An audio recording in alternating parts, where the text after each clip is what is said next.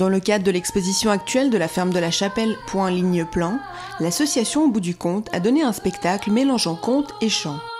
Les conteuses viennent voir l'exposition en amont pendant l'accrochage, elles reçoivent aussi des images avant l'accrochage et puis elles construisent vraiment le spectacle autour des œuvres qu'elles ont en place.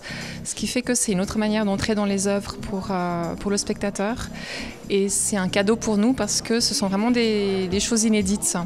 Et puis aujourd'hui on a de la chance d'avoir des contes et de la musique parce que donc Diane Matar fera la partie conte et Donatienne ferait la partie chanson et du coup on a vraiment ces deux approches qui vont s'interpénétrer pour mieux rendre encore l'aspect de ces œuvres.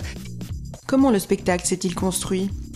Le théâtre, le chant, la littérature, le conte, tout ça se rejoignent, parce qu'on est beaucoup dans le texte, en tout cas dans la chanson française, c'est quand même de la poésie mise en musique au départ. Donc comme on se connaît, qu'on s'aime beaucoup, qu'on s'apprécie, puis qu'on admire nos talents les unes les autres, on s'est dit pourquoi pas travailler ensemble. Et puis c'est venu comme ça, on est venu ici autour de l'exposition, on l'a vu se monter, on a pensé à des récits, on a pensé à des chants liés aux récits, liés à l'exposition. Et puis voilà, aujourd'hui... on va présenter tout ça, c'est éphémère puisque c'est qu'une fois, donc c'est un gros travail, beaucoup de répétitions, beaucoup de connivence, de complicité qui se crée pour une heure de temps qu'on partage avec les gens qui viennent. Au port de Marseille, un bateau arrive. Une femme prête à accoucher descend.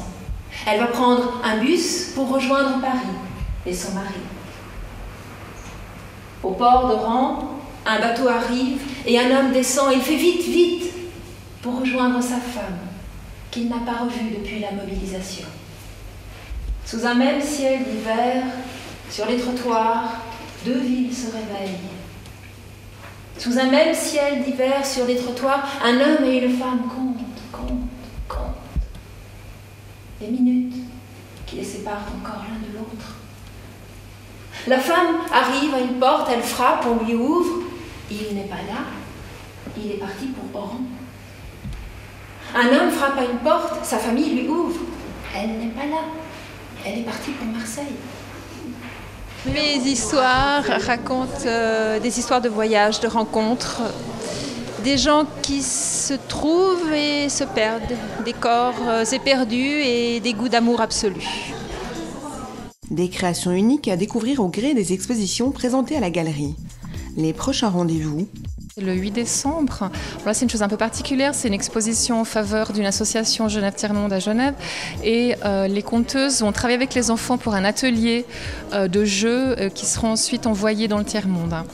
Et puis le 15 décembre, c'est une collaboration avec Viva et la ferme de la Chapelle où on aura une veillée de chants et de contes de Noël avec les enfants de Lancy et les aînés des EMS de Lancy.